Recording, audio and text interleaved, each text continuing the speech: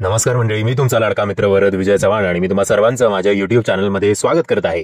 म्हणजे संदीप कुलकर्णी, राजश्री देशपांडे स्टारर सत्यशोधक नावाचा नवीन मराठी सिनेमा येत्या 5 जानेवारीला आपल्या भेटीला येणार आहे. 5 जानेवारी 2024ला, जेव्हा ऑलरेडी 2-3 मराठी सिनेमे त्याच दिवशी रिलीज होणार आहेत आणि यावेळेला मोठमोठे बॅनर्स एकमेकांसमोर उभे आहेत आणि मग सगळे मिळून एकत्र रडतील की आम्हाला शो टायमिंग्स मिळत नाहीत बाबा आणि मराठी प्रेक्षकांनी मराठी सिनेमांकडे पाठच फिरवली बाबा. पण स्वतःची चूक कोणीही मान्य करणार नाही.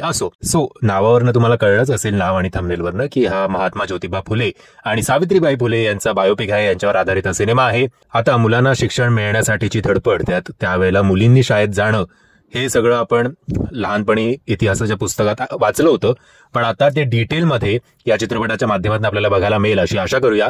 आणि ओव्हरऑल बजेट वाईज असेल किंवा तो काळ आपल्यासमोर उभा करणं असेल, कारण तो काळ जर पडद्यावर उभा करायचा असतो तर बजेट व्यवस्थित असलं पाहिजे. पैसा खूप खर्च होतो आणि तो पैसा मनापासून या निर्मात्यांनी केलेला आहे असं हा ट्रेलर बघून प्रामुख्याने जाणवतं. कारण सोपं नाही आता 2023ला तो काळ उभा करणं. बट कॉस्ट्युम सुद्धा सगळ्यांचे छान वाटतायत, जरा जास्त चकाचक वाटतायत महात्मा फुलेंचे कॉस्ट्युम्स. जे त्यांचं हार्डवर्क होतं त्या मनाने जरा जास्तच इस्त्री केलेले कपडे वाटतायत, पण ठीक आहे. ओव्हरऑल आय थिंक जसं मराठीमध्ये होतं की एकाने कोणीतरी महाराजांवर सिनेमा बनवला की मग बाकी सगळे महाराज महाराज महाराज असं करू लागतात, तसंच आय थिंक प्रसाद यांचा सुद्धा एक सिनेमा येतोय वाटतं महात्मा ज्योतिबा फुलेंवर. आणि डॉक्टर बाबासाहेब आंबेडकरांवर सुद्धा आय थिंक 2-3 लोक आता सिनेमा बनवतायत. तर बघूया, आता सिनेमा बनवण्यासाठी काही नाही, हे महान लोक आहेत, ही महान लोक आत्ताच्या पिढीपर्यंत पोचायलाच हवीत. पण आपल्याकडे कसं आहे की एकाने केलं म्हणून आपण करूया, ती एक लाट आली आहे तर त्या लाटेवर स्वार होऊया, तर ते जरा कुठेतरी त्याच्यामुळे चित्रपटाची क्वालिटी नक्कीच अफेक्ट होते असं म्हणायला काही हरकत नाही.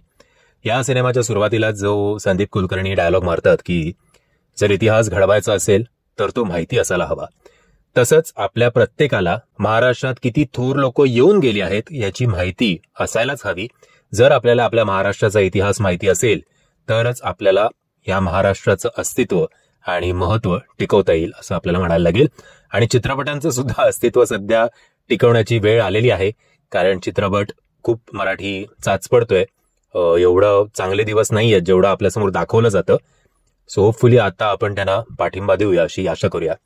ओव्हरऑल ट्रेलर बद्दल एवढंच म्हणेन, बजेट चांगलं आहे, प्रोडक्शन वाईज चांगला घेतला आहे, सिनेमॅटोग्राफी चांगली आहे, अभिनय तर सगळ्यांचा उत्तम असेलच. या सिनेमाचं मूळ काय असणार आहे तर लहान मुलांचं शिक्षण आणि मुलींचं शिक्षण मिळवण्यासाठी काय काय त्यावेळेला या दाम्पत्याला सामोरं जावं लागलं ते आता आपल्याला मोठ्या पडद्यावर दिसणार आहे. आशा करूया की हा सिनेमा चालेल आणि या सिनेमाला चांगले स्क्रीन्स भेटतील.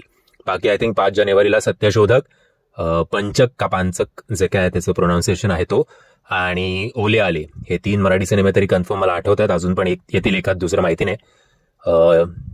लेट्स सी कोणाला चांगले शोज मिळतात ते. म्हणजे तुम्ही जर हा ट्रेलर बघितला नसेल तर त्याची लिंक मी तुम्हाला खाली डिस्क्रिप्शन बॉक्समध्ये देतोय.